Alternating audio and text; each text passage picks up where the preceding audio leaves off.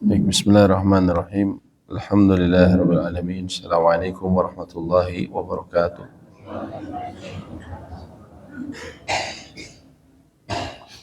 Alhamdulillahi hamdan katsiran thayyiban mubarakan fi kama yuhibbu rabbuna wa yardah. Asyhadu an la ilaha illallah wahdahu la syarika lah wa asyhadu anna Muhammadan abduhu wa rasuluh. Allahumma shalli wa sallim والعنئم على نبينا وعنئم على نبينا محمد وعلى آله وصحبه ومن تبعهم بإحسان إلى يوم الدين. Amma ba'du, falhamdulillahirabbil alamin. Kembali kita bersyukur kepada Allah karena nikmatnya Allah berikan kita taufik untuk sholat di waktu yang disaksikan oleh malaikat secara langsung, itu sholat subuh.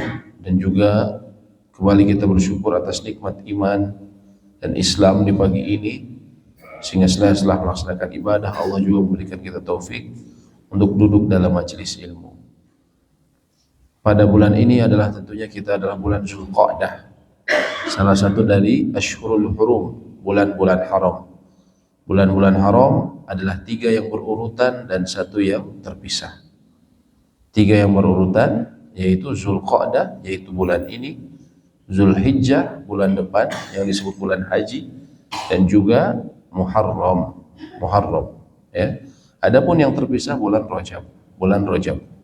Ini adalah bulan disebut bulan haram karena pada bulan-bulan ini orang-orang Arab terdahulu, bahkan sebelum Nabi SAW, itu diharamkan untuk berperang.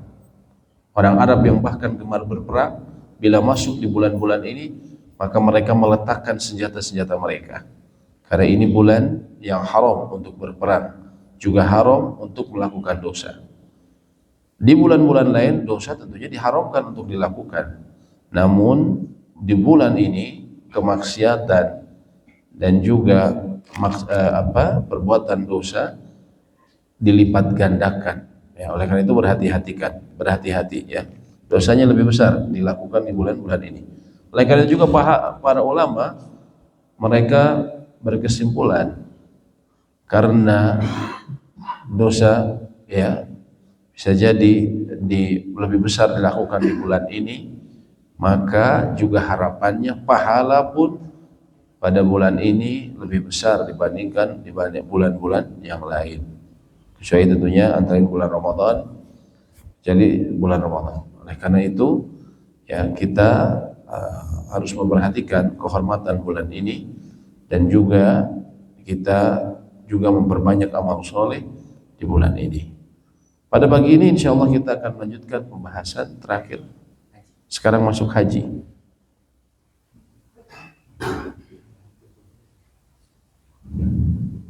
Halaman berapa? Atau mau tentang kurban dulu? 27. 79. Haji atau mau kurban dulu nih, terserah. Kurban aja dulu ya. Kenapa? Kurban aja, karena kita udah biasa berkorban dalam kehidupan kita. Baik, kita berbicara mengenai hewan kurban udhiyah. Ini para ulama masukkan tentang bab hewan kurban ini juga dalam bab haji. Kenapa dimasukkan bab haji? Karena udhiyah atau kurban ini juga dilakukan oleh jemaah haji, ya, yaitu ketika tanggal 10 haji tamattu dan haji qiran. Indonesia umumnya haji tamattu, ya, 2 dari 3 jenis haji itu mereka diharuskan menyembelih binatang hadyu, ya. Oleh karena itu bab ini dimasukkan dalam bab haji juga sebenarnya, ya. Halaman 311. Secara bahasa udhiyah, ya, hewan sembelihan, dalam bahasa fikih disebutnya al-udhiyah, ya, atau menyembelih kurban di waktu duha. Asal katanya dari kata duha. Kenapa dari kata duha? Karena ibadah utama di hari tersebut, yaitu kurban, dilakukan di waktu duha. di waktu duha. Sama seperti kita lebaran haji, kita disebutnya apa? Id al-Adha. Dalam tulisan Arabnya seperti ini. Id al-Adha. Ya. Id al-Adha. Id artinya hari yang berulang, hari perayaan. Al-Adha masuk waktu duha. Kenapa dikatakan demikian? Karena ibadah paling utama pada hari itu antara lain menyembelih binatang kurban, dan itu dilakukan umumnya ketika masuk waktu duha, sehingga disebut al-Adha, Id al-Adha. Secara syar'i, udhiyah artinya hewan ternak yang disembelih berupa unta, sapi atau kambing untuk mendekatkan diri taqarruban ila Allah azza wa jalla fi yaumil Id, pada hari raya. Hukumnya sunnah muakkadah. Ini umumnya ulama katakan hukumnya sunnah muakkadah berdasarkan firman Allah Subhanahu wa taala, fasalli li rabbika wanhar, maka dirikanlah salat karena Tuhanmu dan berkurban. Kita ketahui bahwa salat adalah ibadah paling utama yang sifatnya badaniyah, berhubungan dengan badan kita di bulan atau di setiap waktu. Ketika suatu ibadah disandingkan dengan salat, maka ibadah tersebut adalah ibadah yang sangat agung, karena sholat juga sangat agung. Dan ini inhar, an-nahr, ini artinya menyembelih unta, ya, karena unta itu disembelihnya bukan seperti sapi. An-nahr itu dia lehernya kalau tidak ditusuk pakai tombak, kalau nggak pakai pedang, disabet gini, ya, di bagian pangkal dari lehernya, sehingga kemudian akan keluar darah dengan sangat deras, ya. Itu disebutnya nahar. Di sini Allah perintahkan fasholli li rabbika wanhar, jadikanlah salat karena Tuhanmu dan berkurban. Nah, ini menunjukkan kata para ulama, berkurban adalah ibadah yang bersifat maliyah, bersifat harta yang paling utama di hari-hari tersebut. Dan hari-hari tersebut 1 sampai 10 Dzulhijjah kita ketahui adalah hari-hari paling utama untuk beramal sepanjang tahun. Jadi kalau ditanya, saya ingin beramal, ya, di siang hari, ingin, atau dari mulai, namanya siang hari ini dari mulai waktu fajar sampai maghrib, saya ingin beramal di waktu tersebut dengan sholat, dengan berbakti pada orang tua, dengan berinfak. Itu yang paling afdol waktunya kapan? Sepanjang 1 tahun. Maka kata para ulama, hari-hari itu adalah yang paling utama tanggal 1 sampai 10 Dzulhijjah. Berdasarkan firman Allah, Allah berfirman, wal fajri walayalin ashr, demi fajar dan demi malam yang 10. Para ulama katakan malam yang 10 ini kalau disebut malamnya secara mutlak artinya dia adalah 10 hari 10 malam di bulan Ramadan. Waktu-waktu beramal paling afdal dalam 1 tahun itu 10 hari terakhir di bulan Ramadan. Adapun waktu siangnya, mereka sebutkan juga dalam tafsiran ayat tersebut. Adapun siangnya, maka yang paling utama 1 sampai 10 Dzulhijjah. Dan itu dikuatkan oleh perkataan Nabi SAW. Nabi SAW mengatakan, ma min ayyamin al-amalu salih fihin ahabbu ila Allah min hadhil ayyamil ashr. Tidak ada hari-hari yang amal soleh itu lebih Allah sukai untuk dikerjakan dibandingkan 10 hari bulan Dzulhijjah ini. Wala jihad fisabilillah, termasuk tidak bisa melampaui jihad ya Rasulullah, kata para sahabat, wala jihad fisabilillah, bahkan jihad itu tidak bisa melampaui amal di hari-hari ini. Padahal jihad ini adalah amalan yang sangat besar, disebutnya zirwatus sanamil Islam, puncaknya keislaman seseorang. Illa, kecuali kata Nabi SAW, rajulun kharaja bimalihi wa nafsihi walam ya'ud bidzalika, ya, walam ya'ud bidzalika, atau kama qala, kecuali seseorang yang dia keluar membawa harta dan jiwanya ketika berjihad, lalu kemudian dia tidak kembali dengan keduanya. Artinya apa? Hartanya semua habis untuk berjihad, jiwanya juga melayang dengan dia berjihad. Itu baru setara dengan amal soleh di hari-hari tersebut. Dan puncak ibadah di hari-hari tersebut adalah kalau bersifat harta, selain berhaji, maka dia ibadah badan amaliyah, ibadah harta yang paling utama adalah dengan dia berkurban. Sehingga menurut jumhur ulama, kalau ada disuruh memilih, apakah saya punya sejumlah uang, saya bersedekah, misalnya uang kita ngepas, saya mendingan bersedekah dalam bentuk uang, atau saya belikan hewan kurban, maka umumnya ulama katakan berkurban, karena itu adalah ibadah paling utama di hari-hari tersebut. Ya, kita harus pahami. Pertama, itu ibadah utama di hari-hari tersebut. Hari-hari tersebut itu juga adalah hari-hari paling utama untuk beramal sepanjang tahun. Amal Anda akan dilipat gandakan untuk ketika dilakukan di antara tanggal 1 sampai 10 Dzulhijjah. Makanya orang yang cerdas tentunya akan memperhatikan hal ini. Dia akan berinvestasi dengan baik ya, untuk hal ini. Juga Nabi SAW dikatakan anna Nabi sallallahu alaihi wasallam dhaha bi kabshaini amlahaini akhradain. Nabi SAW itu menyembelih 2 ekor kambing amlah, yaitu yang memiliki warna hitam dan putih. Ya. Beliau menyembelih dhahabahuma biyadi, dengan tangan beliau sendiri. Wasamma, dan beliau mengucapkan bismillah, wa kabbar, dan bertakbir, wa wada'a rijlahu ala sifahihima, kemudian meletakkan kaki beliau di atas bagian leher samping keduanya. Jadi beliau ini termasuk sunnah, kalau misalnya bisa, terutama bapak-bapak, terutama yang masih muda, sembelih sendiri, jangan disembelih oleh yang lain. Ini yang utama, Nabi SAW melakukannya. Bahkan pada saat haji wada, beliau menyembelih 100 ekor unta, 64 unta dengan tangan beliau sendiri. Dengan tangan beliau sendiri. Padahal beliau itu usianya saat itu udah sekitar 63 tahun. Subhanallah. Beliau potong unta lebih susah, pakai tenaga. Kalau nggak ditusuk, kalau nggak pakai pedang. Disabet seperti ini. Ya. Ini menunjukkan, masya Allah, ya, sunnah dan juga kekuatan. Jadi kalau bisa, ya, terutama kalau mudhahinya yang berkurbannya masih muda, potong sendiri. Dan itu insya Allah mudah. Terutama bila pisaunya zaman sekarang dimudahkan dengan pisau-pisau yang berkualitas. Banyak sekarang yang jual pisaunya tajam dan berkualitas. Contohnya kalau memotong sapi kelihatannya mengerikan karena besar, ya.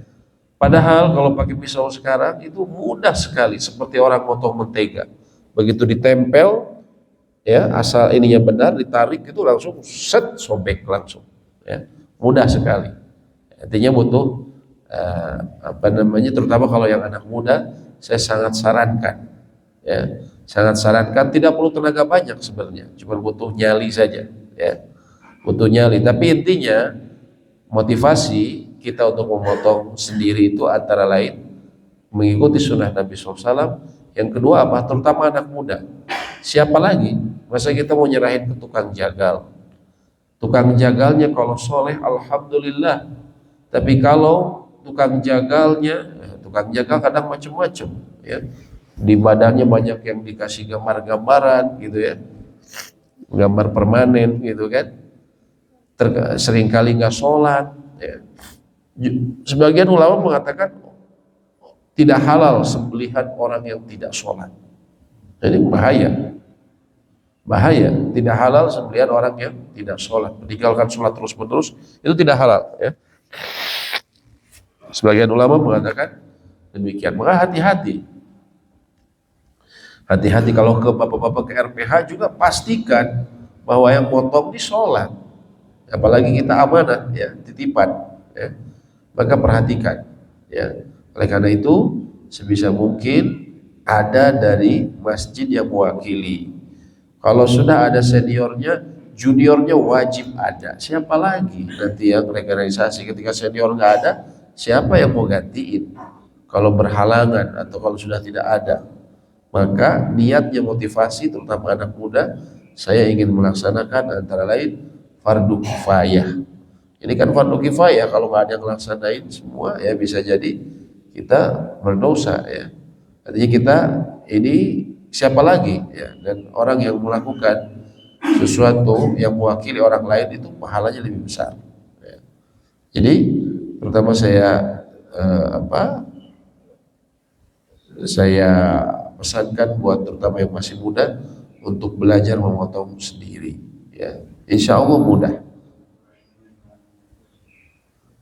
Kalau nggak biasa lihat darah, ya dilihat aja nanti. Lihat yang merah-merah aja dulu. Semua yang merah dilihatin. Biar terbiasa. Kemudian syarat disyariatkannya al-udhiyah. Pertama, Islam. Maka non-muslim tidak diperintahkan untuk berkurban. Tapi kalau mereka mau gimana? Ya, tetangga saya ada yang seperti itu.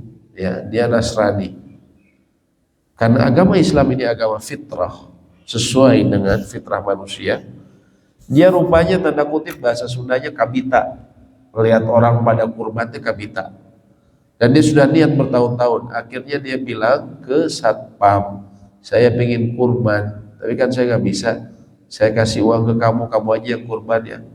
Satpamnya nanya, nggak apa-apa asal nama dia, ya kurban atas nama satpam yang muslim, ya.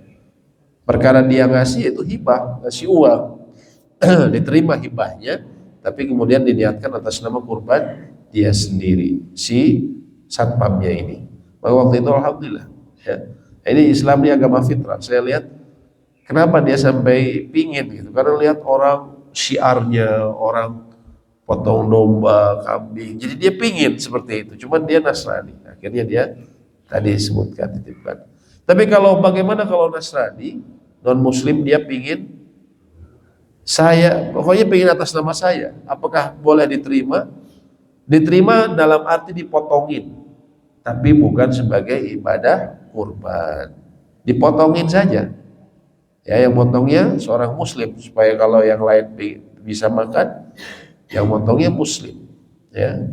Ya, jadi diterima tapi bukan sebagai kurban. Jadi semacam nitip aja, nitip potongin. Ya. Kemudian yang disunahkan berkurban yang berikutnya adalah balik dan berakal. Maka barang siapa belum balik dan berakal, maka tidak diberikan ya penekanan. Sebenarnya bukan beban kewajiban, ini tidak tepat bahasanya karena ini hukumnya sunnah muakkadah. Tidak diberikan penekanan untuk berkurban. Nah, ini kita perhatikan. Terkadang di kita berkurban itu seringkali digilir. Satu keluarga, tahun kemarin udah atas nama bapak, besok atas nama ibu, besoknya lagi atas nama anak pertama, anak kedua, tahun depannya lagi, anak ketiga, anak keempat masih 4 tahun. Ya. Apakah itu boleh? Salah itu. Cukup atas nama orang tuanya saja, ayahnya saja, kepala keluarga, dia niatkan untuk satu keluarga, maka itu sudah cukup. Jangan digilir, apalagi yang digilir ini masih belum balik, ya. Karena ini tadi disebutkan syarat untuk udhiyah antara lain dia balik dan berakal. Ya, bismillah. Yang ketiga, di antara syarat untuk berkurban, dia memiliki harta senilai harga sembelihan, hewan sembelihan yang dia adalah kelebihan harta. Dari mana? Nafkah diri sendiri dan keluarga yang wajib dinafkahinya selama 4 hari. Yaitu apa? Hari raya dan hari-hari tasyriq.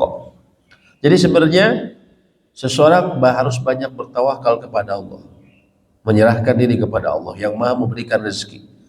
Kalau dia sudah kira-kira cukup saya untuk 4 hari, hari raya dan hari-hari tasyrik, sudah dia kalau ada kelebihan beli saja kambing atau domba. Jangan banyak pikiran, ya. Orang takut gak ada lagi uang untuk ini untuk itu. Bismillah, ya. Bismillah. Allah tentunya tidak mungkin Allah sia-siakan ibadah kita. Allah yang memberikan rezeki semua yang di langit dan bumi, ditanggung rezekinya sama Allah. Kenapa kemudian kita ketakutan?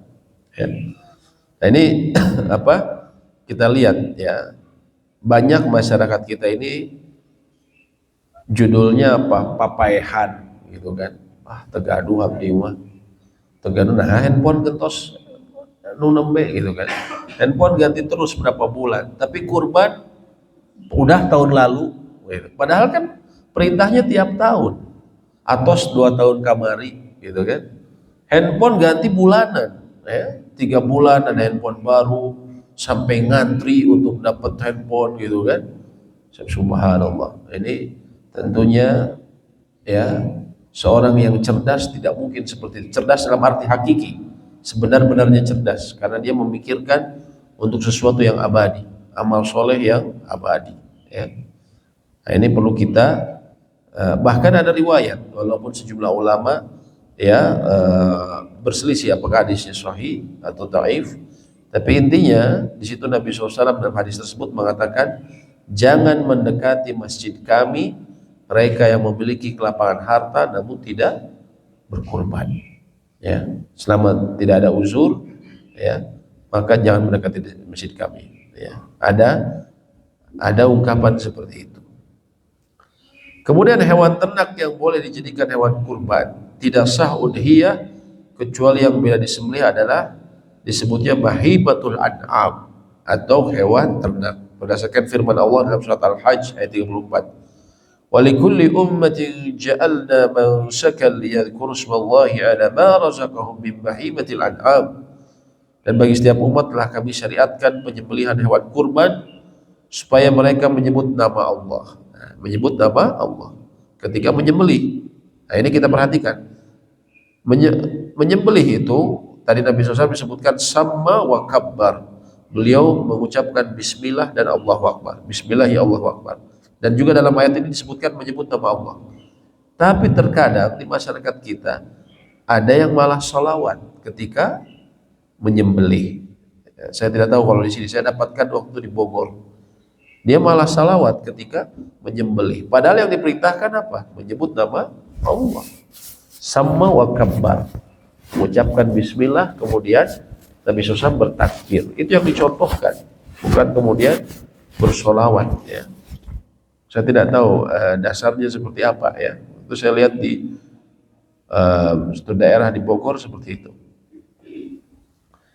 Kemudian di sini Allah berfirman, "Ala ma razaqahum min bahimatil an'am." Terhadap binatang-binatang ternak yang telah dirizkikan kepada mereka. Yang disebut binatang ternak adalah unta, sapi dan yang sejenisnya yaitu jamus, kerbau, kambing dan sejenisnya yaitu domba. Pertanyaannya, Pak, ini banteng boleh nggak disembelih? Boleh nggak? Atau anoa, Pak? Karena anoa mirip sapi, ya. Walaupun anoa susah jadinya. Kerbau ya sama Mas. Nah, sekarang pertanyaan saya, banteng boleh nggak, Pak? Boleh, Bu? Hah? Atau mie kocok banteng? Banteng boleh nggak? Apa? Boleh? Kenapa, Pak? Tidak boleh karena bukan hewan ternak. Ya betul. Tidak boleh karena dia bukan hewan ternak. Kalau kerbau memang diternakan, kan makanya sering jual daging kerbau kan. Nah, dia bukan diternakan sehingga tidak boleh. Kijang tidak boleh, ya. Apalagi apa namanya entob, ini nggak boleh, ya. Ternak kijang, tapi itu yang bukan dimaksud yang 3 di sini. Ini yang dari dulu memang dijadikan untuk sehari-hari. Unta, sapi dan kambing. Ya. Kerbau itu ya boleh, tapi kalau kuda dia tidak umum diternakan. Memang sama seperti kijang, ada yang membuat, ada yang menternakannya, namun tidak umum. Orang tidak umum memakannya. Jarang kita makan rendang kuda misalnya. Ada sih, cuman jarang. Kuda tuh halal, ya. Kalau di Sulawesi populer, terutama orang-orang Jeneponto. Jeneponto itu kalau setiap hajat wajib pakai kuda, makan kuda. Kalau cotonya di sana coto kuda, ya. Orang Jeneponto. Ya. Tapi dia bukan termasuk hewan ternak yang umum, sehingga tidak boleh. Dan di sini disebutkan hewan ternak tidak keluar dari 3 jenis hewan ini. Juga tidak ada riwayat dari Nabi SAW dan seorang sahabat mereka berkurban dengan selain 3 jenis ini. Nah, kita perhatikan, 1 ekor kambing dalam udhiyah cukup untuk seorang laki-laki berikut anggota keluarganya. Dalam hadis Abu Ayyub Al-Ansari, kana rajulu fi ahdi Rasulillah sallallahu alaihi wasallam, dahulu seseorang laki-laki pada zaman Nabi SAW, yudahi bisyati anhu wa an ahli baiti, dia berkurban satu kambing, satu domba atas nama dirinya dan juga keluarganya. Fayakuluna wa yut'imun, dan dia makan dari situ dan juga memberikan makanan dari situ. Artinya diberikan kepada, disedekahkan. Kita lihat di sini, laki-laki pada saat Nabi SAW itu dia memotong untuk satu kambing untuk dirinya dan keluarganya. Artinya apa? Artinya kurban itu, ya, yang tadi saya bilang, nggak usah giliran. Tahun ini atas nama bapak, tahun ini atas nama istrinya, tahun berikutnya anaknya. Kan giliran, kita sering kayak gitu. Ini salah. Apalagi tadi anaknya itu masih 3 tahun, ya, masih 3 tahun. Jangan, ya. Cukup atas nama bapaknya setiap tahun dia niatkan untuk keluarganya. Bahkan kata para ulama, di antara keluarganya mungkin sudah ada yang meninggal, dia niatkan pahalanya untuk mereka. Itu boleh, ya. Sebagaimana Nabi SAW katakan ketika beliau selesai menyembelih, ya, beliau mengatakan taqabbal min Muhammadin wa ali Muhammadin. Ya Allah, terimalah dari Muhammad dan keluarga Muhammad sallallahu alaihi wasallam. Pertanyaannya, keluarganya Nabi Muhammad SAW itu apa hidup semua? Jawabannya tidak. Semua anak laki-lakinya meninggal sebelum balik, ya, masih anak-anak, masih bayi umumnya anak-anak laki-laki beliau. Anak perempuan beliau ada 4, Ruqayyah, Ummu Kulsum, Zainab dan Fatimah. Semuanya mendahului beliau kecuali satu, Fatimah. Fatimah meninggal 6 bulan setelah beliau. Yang lainnya sebelum beliau. Istri beliau yang paling beliau kasihi juga Khadijah, meninggal sebelum beliau. Sehingga kata para ulama, ketika beliau mengatakan dariku dan dari keluargaku, ya, maka itu menunjukkan bahwa yang meninggal pun insya Allah bisa mendapatkan pahalanya. Tapi kalau saya kelebihan, Pak, saya alhamdulillah tahun ini dapat kelebihan rezeki, saya pengen potong lebih, misalnya pengen potong 3, pengen potong 5, kemudian saya pengen atas nama, misalnya apakah atas nama istri saya, anak saya? Jawabannya sebenarnya cukup atas nama dia saja 1 orang, misalnya 3 kambing, 3 sapi, dia atas nama dia seorang, tapi dia niatkan untuk keluarganya, ya, walaupun tidak terlarang kalau kemudian masih ada istrinya, namun atas nama istrinya, namun sebenarnya cukup atas nama keluarganya, atas nama dia saja. Bagaimana kalau saya ingin kurban atas nama ibu saya yang sudah meninggal? Ini sering dilakukan. Di sini ulama berselisih pandangan. Sebagian mereka mengatakan boleh saja. Kenapa? Karena itu sama seperti sedekah. Sedekah atas nama orang yang meninggal maka diterima. Sebagian ulama lain mengatakan cukup atas nama dia saja, atas nama dia, tapi dia niatkan untuk orang tuanya yang meninggal, ya, dia niatkan untuk orang tuanya yang meninggal. Wallahu alam, yang kami lihat, ya, dalam hal ini terdapat keleluasaan. Kalau seseorang mampunya berkurban 1, maka jangan atas nama orang tuanya yang sudah meninggal, tapi atas nama dia, tapi dia niatkan, karena yang dituntut siapa? Yang masih hidup atau meninggal? Yang masih hidup, yang lebih tekankan. Maka jangan atas yang nama yang sudah meninggal. Kalau dia mampunya 1, ya, tapi dia niatkan atas nama dia dan juga keluarganya termasuk yang meninggal, ya. Adapun kalau dia memiliki kelebihan, misalnya dia bisa beli 10, ya, ekor kambing, salah satunya dinamakan atas orang tua, maka Allahu a'lam, ya, tadi sebagian ulama, tadi ulama kontemporer Syekh Abdul Aziz bin Baz mengatakan boleh saja karena itu dianggap sedekah. Jadi kalau kita bisa belinya banyak, salah satu dari mereka atas orang tua yang meninggal, maka itu tidak mengapa. Tapi kalau 1, jangan, ya, atas nama yang masih hidup. Seperti itu. Allahu a'lam bishawab. Ya. Jadi jangan diinginkan Pak, kalau 1 khusus untuk ibu apa ayah. Jangan. Kalau belinya mampunya beli 1, cukup ini saja. Cukup apa namanya? Atas nama kepala keluarga saja. Dia niatin untuk siapa? Untuk keluarganya. Terutama keluarga yang ditanggung nafkahnya. Dan juga dia niatin keluarga yang sudah meninggal itu boleh. Jadi dia dapat istilahnya apa? Niatnya istirok. Jadi bersama dengan yang lain. Walaupun dari hartanya dia. Kemudian sah berkurban untuk 1 ekor unta atau 1 ekor sapi untuk 7 orang. Jadi 1 ekor unta boleh, 1 ekor sapi boleh, juga 1/7 unta, 1/7 sapi boleh. Berdasarkan hadis Jabir, naharna ma Rasulillah SAW amal Hudaybiyah, kami pernah menyembelih bersama Nabi SAW pada tahun Hudaybiyah, al-badanah an sab'atin aw al-baqarah an sab'ah. Hudaybiyah unta untuk 7 orang dan seekor sapi untuk 7 orang. Pertanyaannya, kalau ini sapi untuk 4 orang boleh gak Pak?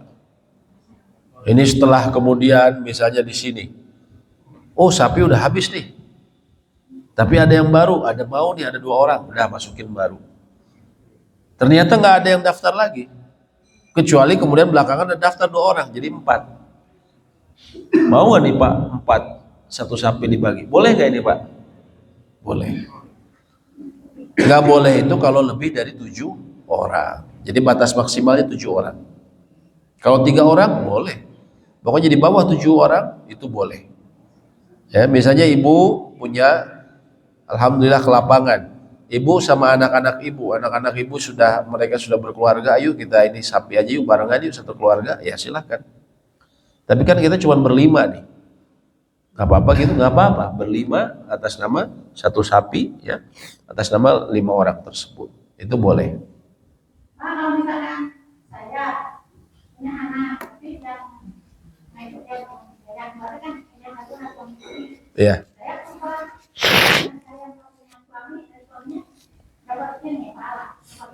Meninggal maksudnya? Saya bukan sendiri saja, Ya. termasuk anak keluarga mantu dan anak saya yang sudah suami itu, ini enggak ke bawah enggak pahalanya, ya. Kata seseorang, kata para ahli ilmu, ya kalau pertama yang dia nafkahi, ya, yang dia nafkahi dan yang dia niatkan pahalanya untuk mereka. Kalau sudah mampu seharusnya mereka sendiri yang menyembelih, nggak usah dimasukkan. Seperti itu. Kalau dia niatkan, kata para ulama, kalau dia niatkan, jadi dia niatkan, ya Allah saya berkurban atas ini, atas nama saya dan keluarga saya, termasuk keluarga saya yang sudah meninggal. Nah itu kalau dia niatkan, insya Allah kata para ulama bisa. Seperti itu. Allah. Kalau ibu sudah berkurban atas nama sendiri, terus nambah seperti itu, sebagian ulama, walaupun saya bilang tidak disepakati, itu mengatakan boleh, karena seperti sedekah. Tapi kalau cuma 1 sapinya atau terutama domba, ya, dombanya cuma satu-satunya, maka jangan atas nama yang sudah meninggal, tapi diniatkan sendiri saja. Dan tapi pahalanya diniatkan untuk keluarga, itu boleh, ya. Jadi kalau tergantung kondisinya, seperti itu Bu, ya.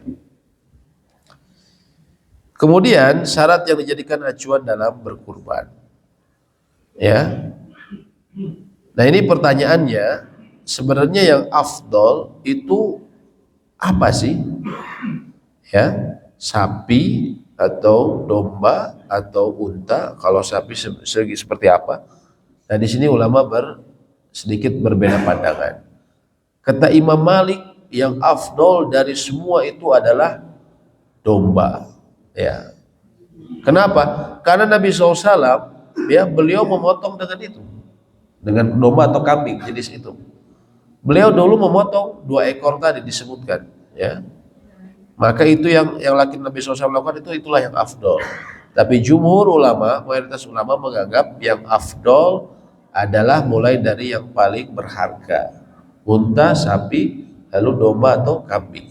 Berdasarkan perkataan Nabi SAW, ini kata jumhur, Nabi SAW bilang, mereka yang datang untuk sholat Jumat di waktu awal, maka dia seperti berkurban seekor unta. Siapa yang datang di waktu kedua, maka dia seperti berkurban seekor sapi. Siapa yang datang ke sholat Jumat di waktu ketiga, maka dia seperti berkurban seekor kambing. Nah, itu menunjukkan urutannya secara afdoliyah, walaupun tidak berhubungan bicara mengenai kurban langsung, tapi Nabi SAW menyebutkan mengenai Jumatan, tapi itu menunjukkan ada urutan, ya. Sehingga menurut jumhur ulama, yang afdol adalah 1 ekor unta, 1 ekor sapi, 1 ekor domba atau kambing, baru kemudian 1/7. Jadi kalau ditanya, saya mendingan ikut 1/7 sapi atau 1/7 kambing. Kambing nggak ada 1/7. Kebagian apa buntutnya? 1/7 ya. Kambing 1, sapi bisa 1/7. Nah, kadang orang, saya mendingan domba atau 1/7 sapi ya. Sebenarnya luasa. Tapi kalau ditanya mana yang lebih afdol, yang lebih afdol adalah 1 ekor domba atau kambing dibandingkan 1/7 sapi. Itu kalau bicara afdoliyahnya. Karena dia miliki sendiri, dan juga Nabi SAW dulu memotong dengan itu, ya. Seperti itu. Sekarang syarat yang menjadikan acuan, ya, unta 5 tahun, sapi genap berumur 2 tahun, kambing telah berumur 1 tahun, ya. Usia ini antara lain dia sudah menanggalkan gigi serinya. Domba juga ada sebagian ulama, yaitu ulama Hambali, termasuk penulis buku ini, mengatakan bolehnya kalau domba 6 bulan. Kalau kambing, apalagi kambing kacang, 6 bulan belum layak, ya. Walaupun kalau di sate emang enak sekali, ya. Tapi masih belum, dia masih terlalu kecil, gitu kan? Balibul apa namanya? Bayi, bukan bayi itu. Kambing 5 bulan, ya. Itu empuk sekali, ya. Cuman apa namanya, untuk kurban itu tidak boleh. Tapi kalau domba, sebagian ulama, ya, nanti dalam mazhab Hambali boleh 6 bulan, ya. Makanya kenapa terkadang orang Saudi itu suka kurban biasanya di luar Saudi, seperti di Afrika atau Indonesia. Mereka kurbannya, kata orang Sunda, teelem-elem, minta 30, 50 gitu, ya. Tapi biasanya dikasih harganya satuannya kecil sedikit, karena mereka berpikir yang kecil aja yang 6 bulanan. Nah, ternyata tidak semudah itu ya kalau di kita. Kalau di Afrika lebih mudah. Jadi mereka banyaknya kurbannya di Afrika. Mereka banyak tapi 6 bulan, ya. Kemudian, ya, namun yang umumnya ulama katakan 1 tahun. Ya. Kemudian tentunya sehat, tidak cacat, ya, bebas dari cacat. Berdasarkan hadis Nabi SAW, arba'un la tujiul fil adahi, 4 kriteria hewan yang tidak sah dalam berkurban. Al-awra, hewan yang pincang, yang buta, picak bukan pincang, picak yang jelas buta sebelahnya, dan juga yang sakit yang jelas sakitnya. Hewan pincang yang jelas pincangnya. Yang jelas pincangnya ini bukan misalnya baru turun dari truk lalu kemudian agak pincang sedikit tapi normal lagi, tidak, itu tidak mengapa. Yang pincang jelas pincangnya, yang terus-terusan pincang. Kemudian hewan yang kurus kering yang tidak bersumsum, itu tidak berdaging, ya. Dan cacat yang lain dikiaskan kepada hal tadi, yaitu kalau 2 gigi depannya ompong, sebagian besar telinganya atau tanduknya lenyap, kadang suka ada yang tanduknya itu hilang, ya, setengah satunya, maka itu tidak termasuk cacat dalam kurban. Nah, pertanyaan saya, boleh enggak kurban dengan kambing atau domba betina? Boleh, Bu? Boleh. Kenapa boleh? Karena tidak ada larangannya, betul, Bu. Karena tidak ada larangannya. Karena tidak ada larangannya. Nah, ini kadang masyarakat suka bingung mereka, ya. Atau sebagian kita ada yang bingung. Dia pengen kurban tapi uangnya pas-pasan. Kalau betina cukup, karena betina itu selalu lebih murah. Selisihnya lumayan. Selisihnya lumayan, ratusan ribu, lumayan kalau betina itu. Ya, sehingga mereka kadang akhirnya mengurungkan niat karena ini mah betina, nggak apa-apa betina boleh. Ya, kalau bicara afdol, ya yang jantan, yang memiliki tanduk, yang gagah, itu yang afdol. Tapi andaikan uang kita tidak cukup, kita beli yang betina, maka tidak masalah. Maka tidak masalah, tetap sah. Ya, nah, ini dikembalikan kepada kemampuan kita. Ini masalah afdoliyah. Waktu menyembelih udhiyah, yaitu dimulai sesudah sholat id bagi yang melaksanakan sholat id. Bagi yang tidak sholat id, yaitu sesudah terbitnya matahari pada Idul Adha hingga seukuran 2 rakaat dan 2 khutbah. Diperkirakan kalau nggak sholat id, ini kira-kira orang sudah khutbah, udah juga sholat 2 rakaat. Yang nggak sholat id siapa Pak? Yang apa? Uzur ya. Uzur ataupun orang yang haji. Orang haji kan memotong hadiu, tapi dia motongnya nanti setelah waktu duha, kira-kira orang sudah sholat Idul Adha dan sudah khutbah, kira-kira baru dia motong di waktu tersebut. Walaupun umumnya jemaah haji itu kalau memotong sudah diwakilkan, ya sudah tahu beres kita biasanya. Kalau hadiu, ya. Tahun ini ada yang dari masjid ini yang naik haji? Ada? Oh, alhamdulillah. Insya Allah, masya Allah, alhamdulillah. Ada berapa orang? Oh, alhamdulillah, alhamdulillah, alhamdulillah. Apa? Oh, 4 orang, masya. Oh, alhamdulillah. Tahun ini Pak, alhamdulillah. Semoga Allah berikan kemudahan Pak ya, insya Allah. Berikan kemudahan dan kekuatan. Ya, banyak berdoa dan husnuzon bahwa Allah akan permudah ibadahnya, insya Allah. Ya. Kemudian, Pak Iwan. Misalnya karena pakai Pak jadi bingung Pak Iwan mana maksudnya. Ya, kemudian ya. Di sini disebutkan, man shalla salatana wa nasaka nusukana faqad asaba nusuk.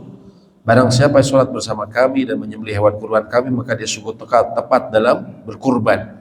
Wa man dzabaha qabla an yusalliya falyu'id makanaha ukhra. Barang siapa menyembelih sebelum sholat, maka hendaklah dia menyembelih kurban yang lain sebagai gantinya.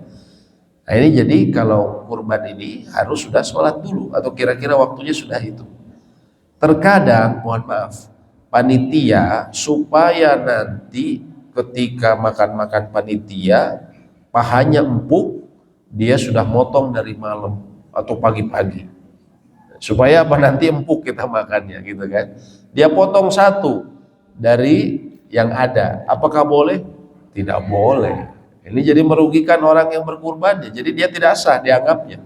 Hanya sembelihan biasa, ya. Nah, ini harus diperhatikan. Ya, saya kira sih di sini tidak ada, tapi andaikan suatu saat kita menemukan kasus seperti ini, kita tahu hukumnya. Karena memang ada yang seperti itu. Dipotong duluan karena untuk konsumsi panitia. Ya, jadi dari pagi-pagi sudah dipotong.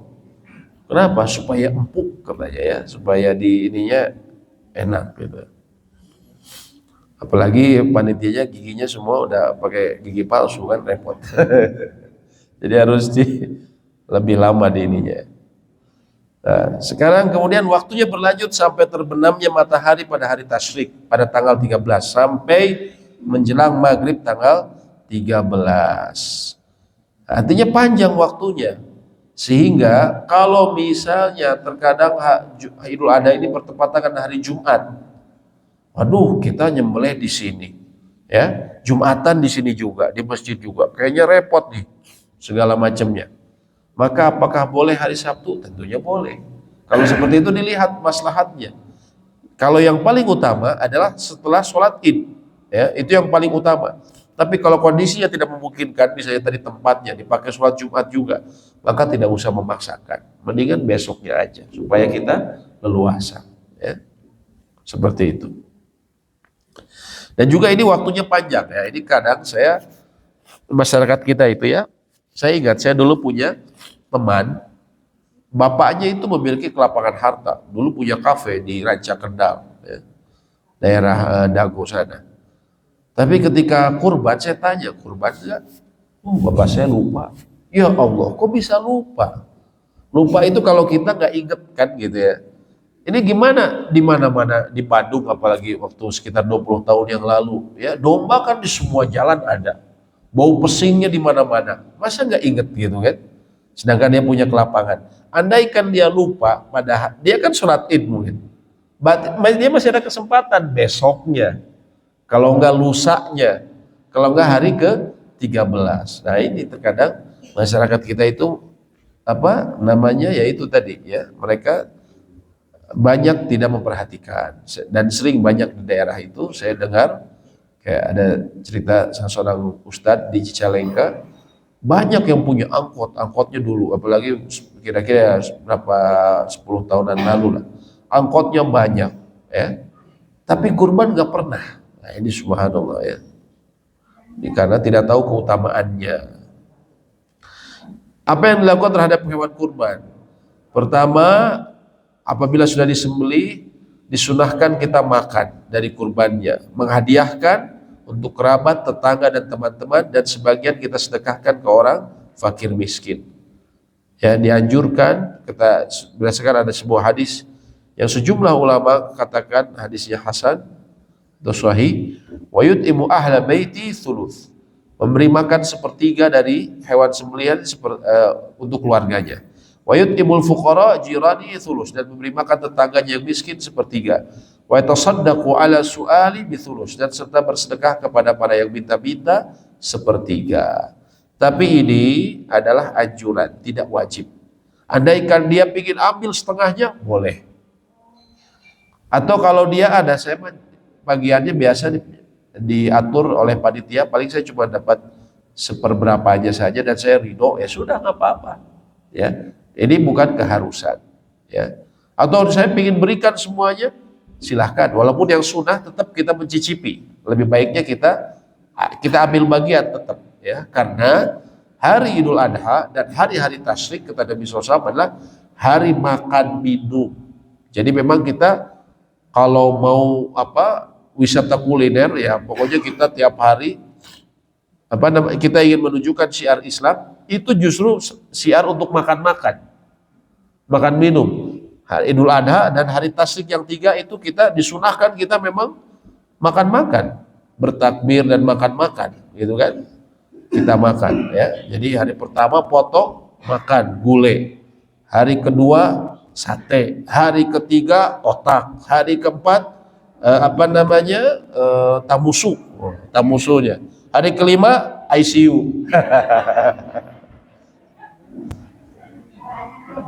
Wow, dikunjungi sama orang semua, masuk ICU, naudzubillah. Apa Bu? Kenapa? Disunahkan melihat. Karena Nabi SAW pernah menyuruh Fatimah radhiyallahu ta'ala anha untuk melihat hewan sembelihan. Jadi disunahkan melihat. Kalau nggak melihat, boleh nggak saya pakai video call? Ya nggak apa-apa. Kalau apa? Ya boleh, ibu melihat ke jagal maksudnya, atau pakai video call, nggak apa-apa. Pakai video call nggak apa-apa. Disunahkan melihat memang. Disunahkan untuk melihat seperti itu. Ya.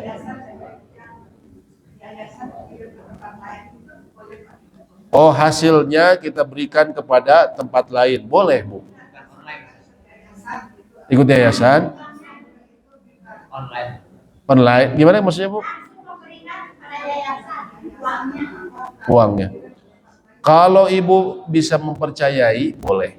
Jadi begini, hukum asal hewan kurban itu pertama apa? Yang paling afdol disembelih di tempat kita berada. Disembelih tempat kita berada. Kenapa? Itu syiar. Syiar ya. Syiar, saya kira di sini kan mulainya banyak di RPH ya. Tapi saya kira mungkin ada beberapa yang bisa dipotong di sini itu lebih baik untuk syiar ya. Syiar hari-hari tersebut ya. Itu yang paling utama. Apalagi yang motongnya disunahkan juga yang punyanya, yang motong sendiri, terutama laki-laki ya, yang punyanya.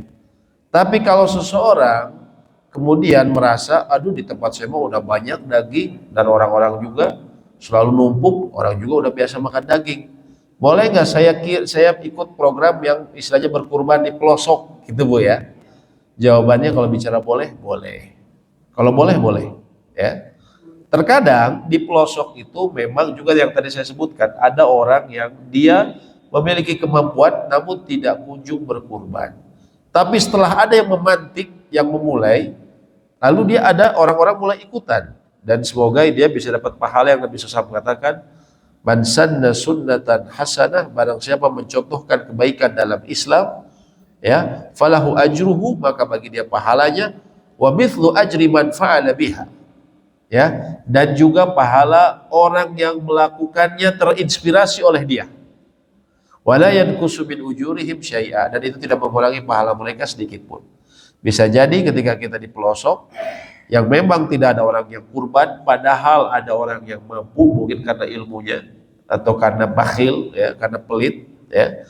Kemudian kita berkurban di sana, akhirnya mereka ikut-ikutan berkurban. Insya Allah kita juga mendapatkan pahala mencontohkan yang baik.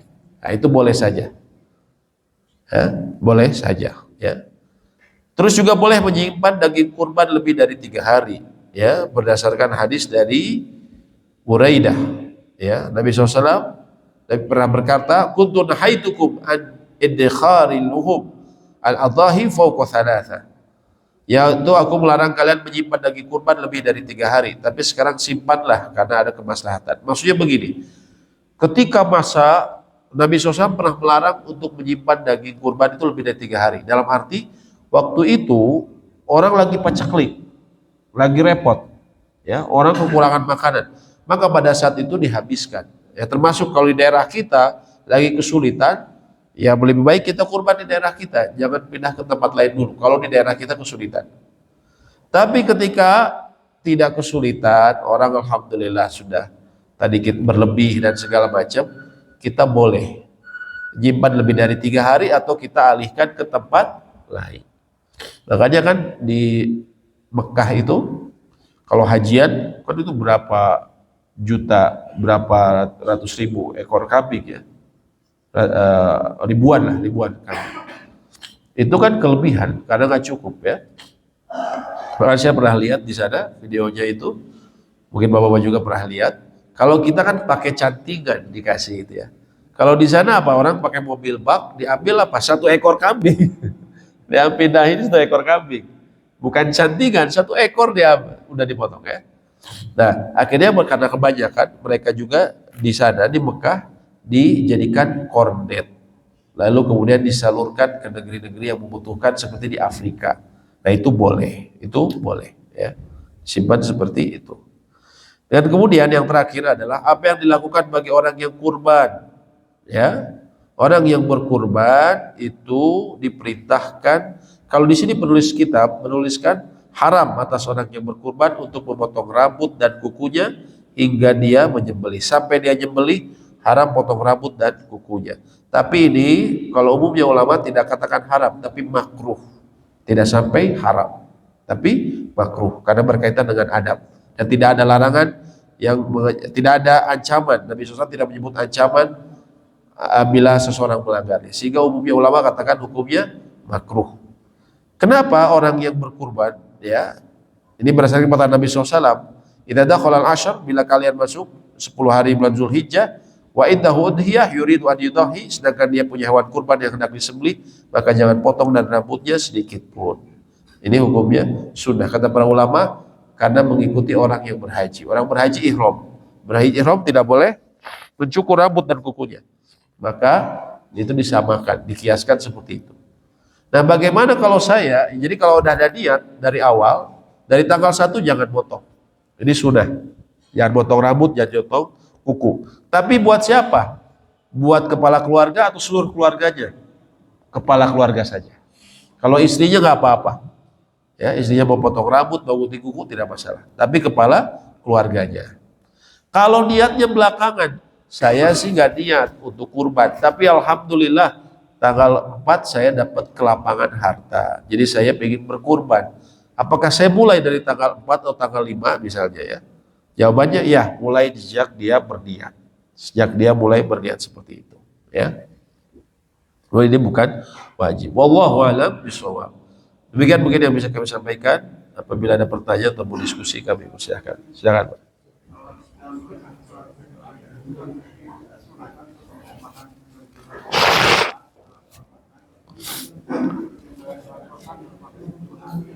Ya.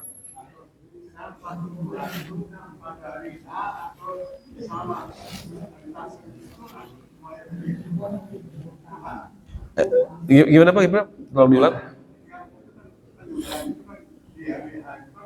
Waktu duha. Ya. Iya. Waktu lain. Ya. RPH.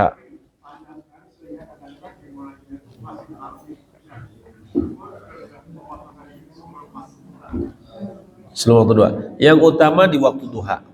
Yang waktu utama. Adapun di waktu malam, misalnya ya, di waktu malam sebelum terbit fajar itu diperselisihkan.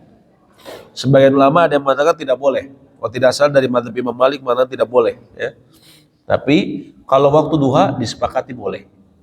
Jadi lebih sebisa mungkin waktu duha. Tapi kalau sekiranya memang tidak bisa, maka ya insya Allah tidak mengapa. Tidak mengapa. Kalau bisa kita milih waktu duha, waktu duha. Seperti itu, Pak.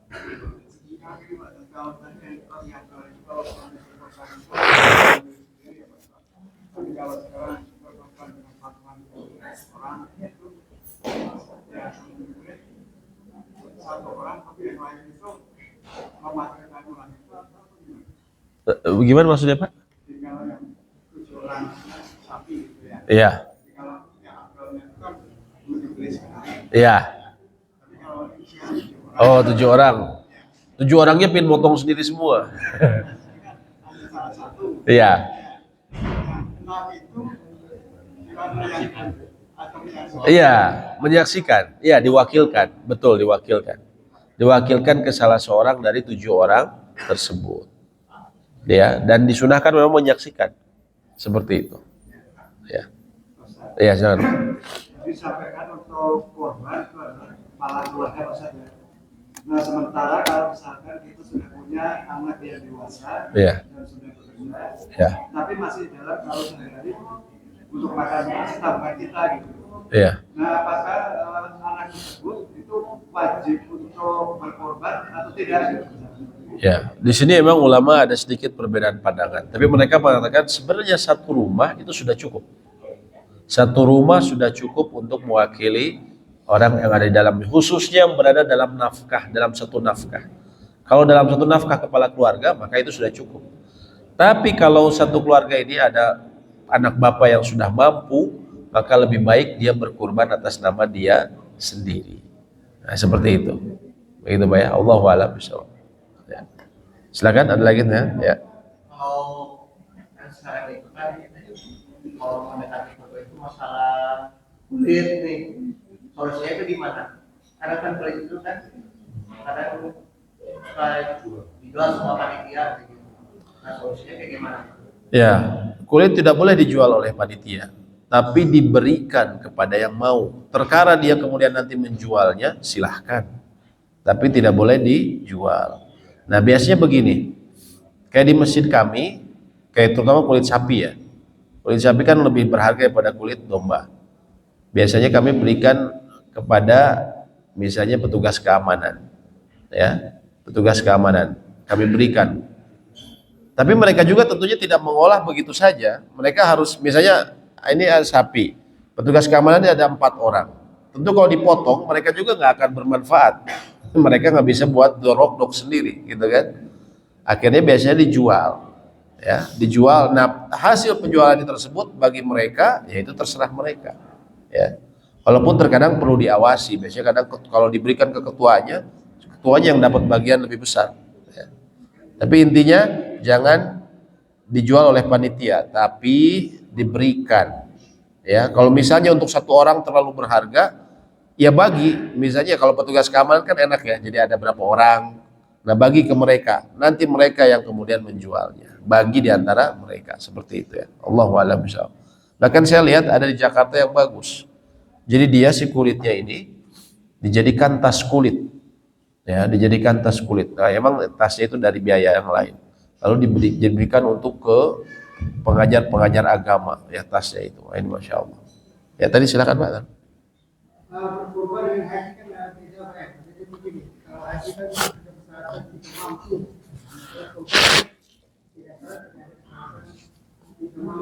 Mampu Pak, ada persyaratannya. Ada. Barusan kita bahas. Kalau nggak mampu gimana mau belinya Pak? Apa? Ya enggak. Tadi disebutkan bahwa dia cukup harta dia, kelebihan dari harta dia selama 4 hari. Selama 4 hari untuk Idul Fitri dan Idul Adha dan Zulhijjah. Ya. Perkara ngutang itu sebenarnya tidak perlu. Tapi sebagian ulama mengatakan ada beberapa ibadah yang kalau kita ngutang dan kita kemungkinan soalnya saya bulan ini belum dapat misalnya tunjangan, tapi mungkin nanti 10 hari lagi atau 2 minggu lagi turun tunjangan saya sehingga saya bisa bayar. Nah, bolehkah enggak sekarang saya untuk kurban saya hutang dulu dengan asumsi tadi akhir bulan saya bayar? Sebagian ulama mengatakan boleh kalau kemungkinan kita bisa membayarnya. Ya, seperti sama itu juga dengan haji. Haji misalnya saya ingin haji yang bisa langsung berangkat 300 juta misalnya, ya.